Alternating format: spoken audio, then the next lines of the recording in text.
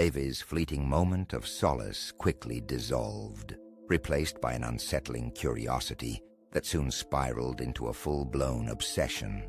The resonance implant, initially sought as a means to reconnect with Michael, now dominated his every waking thought.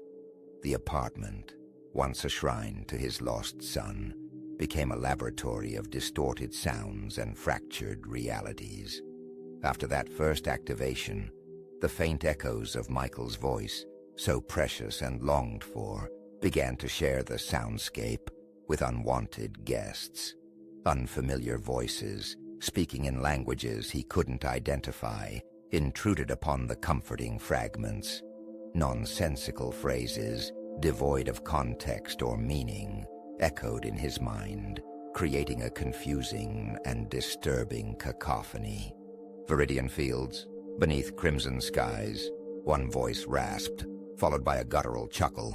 The weaver unravels, the tapestry undone, whispered another, its tone laced with malice. These intrusions chipped away at his sanity, blurring the line between the real and the imagined. He tried to filter them out, to focus solely on the echoes of Michael, but they persisted, growing louder, more insistent, until they threatened to drown out the memory of his son altogether. The comforting fragments became fewer and further between, lost amidst the rising tide of the unknown. He would sit for hours, headphones clamped tightly to his ears, eyes squeezed shut, desperately trying to isolate Michael's voice from the chaotic mix.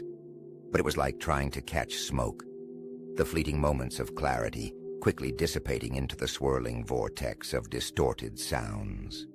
The more he listened, the more the strange voices seemed to anticipate his thoughts, mocking his grief, preying on his vulnerabilities.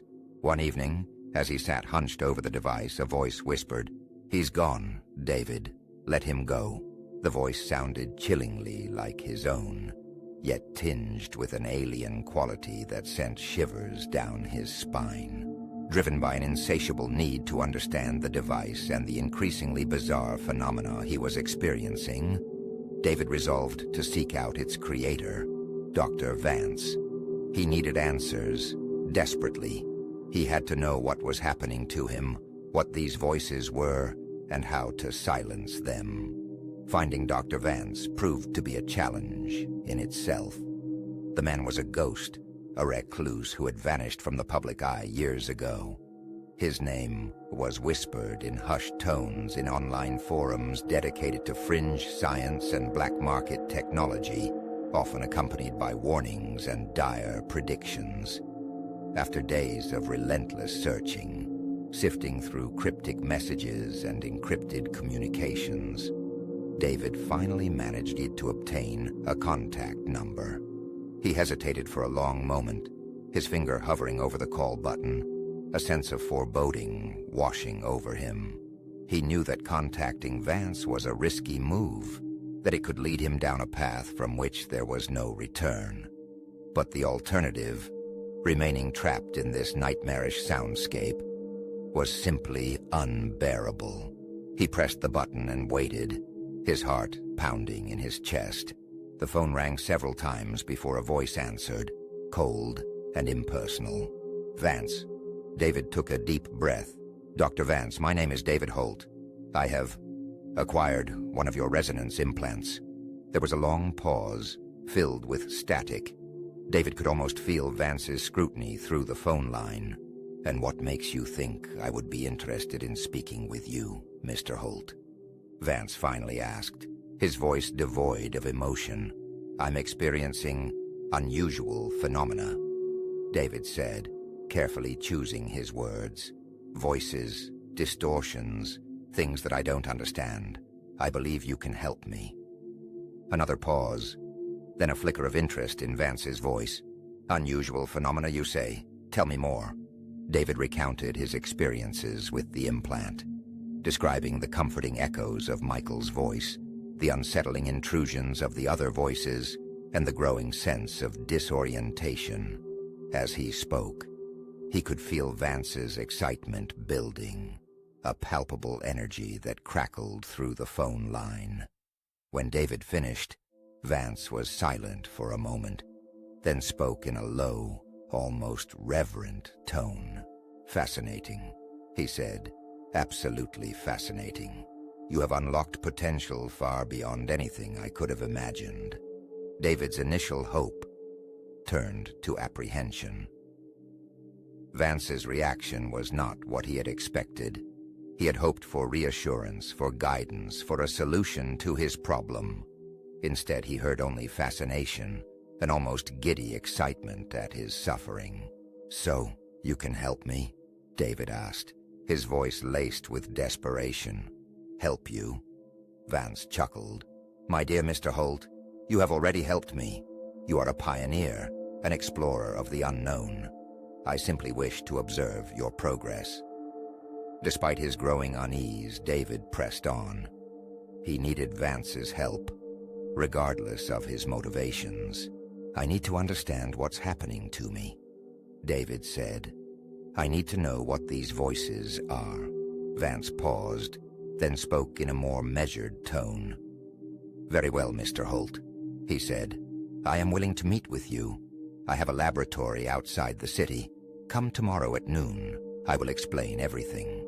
He gave David the address, a remote location in the desolate outskirts of the city, and hung up.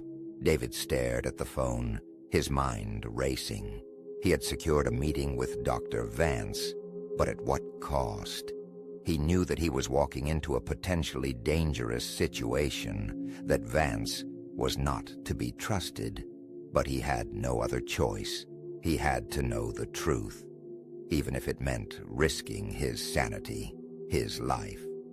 The next day, David drove to the address Vance had given him, his anxiety growing with each passing mile. The road led him further and further away from the city, into a desolate landscape of barren fields and crumbling factories. The air was thick with a strange metallic smell, and the silence was broken only by the occasional screech of a hawk circling overhead. Finally, he reached the laboratory, a secluded high-tech compound surrounded by a high fence topped with barbed wire. The building itself was a stark, modern structure constructed of glass and steel, a jarring contrast to the desolate surroundings. As he approached the entrance, he noticed several security cameras monitoring his every move.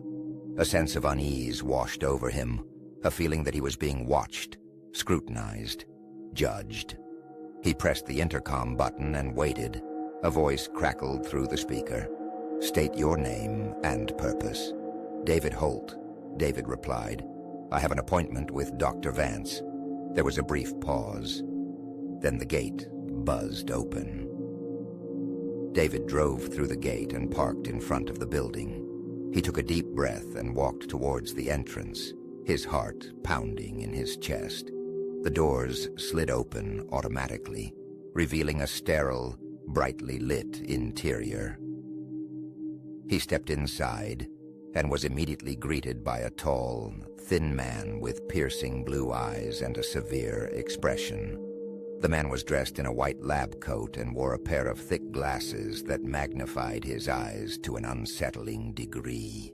"Mr. Holt," the man said, his voice cold and impersonal, "I am Dr. Vance. Follow me." Vance led David through a series of corridors, past rooms filled with strange and complex equipment. The air hummed with the sound of electricity, and the smell of chemicals was overwhelming. David tried to take it all in, but he was too preoccupied with his own anxiety to focus on the details. Finally, they reached a large, circular room in the center of the building. The room was dominated by a massive metallic structure that resembled a cross between an MRI machine and a sensory deprivation chamber.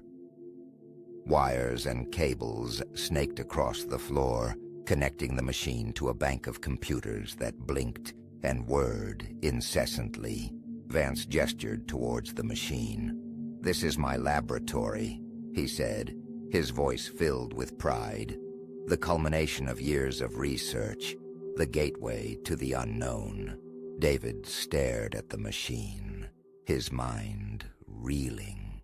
He had no idea what it was or what it did, but he knew that it was somehow connected to the voices he was hearing, to the distorted realities he was experiencing. Vance turned to David, his eyes gleaming with excitement. "So, Mr. Holt," he said, "tell me everything. What have you heard? What have you seen? What have you felt?" David hesitated for a moment, unsure of how much to reveal. But he knew that he had come too far to turn back now. He took a deep breath and began to speak, recounting his experiences with the resonance implant, the comforting echoes of Michael's voice, the unsettling intrusions of the other voices, and the growing sense of disorientation. As he spoke, Vance listened intently, his eyes fixed on David's face, his expression unreadable. When David finished, Vance was silent for a long moment, then spoke in a low, almost reverent tone. "Incredible," he said. "Absolutely incredible. You have unlocked potential far beyond anything I could have imagined." David's apprehension deepened. Vance's reaction was even more disturbing than he had anticipated. He had hoped for answers, for guidance, for a solution to his problem. Instead, he found himself face to face with a man who was more interested in exploiting his suffering than in helping him. "What does it mean?" David asked, his voice trembling. "What are these voices? What is happening to me?" Vance smiled, a cold, unsettling smile that sent shivers down David's spine. "It means, Mr. Holt," he said, "that you are the key. You are the gateway. You are the chosen one." He paused, then stepped closer to David, his eyes gleaming with a manic intensity. "And together," he whispered, "we will unlock the secrets of the universe."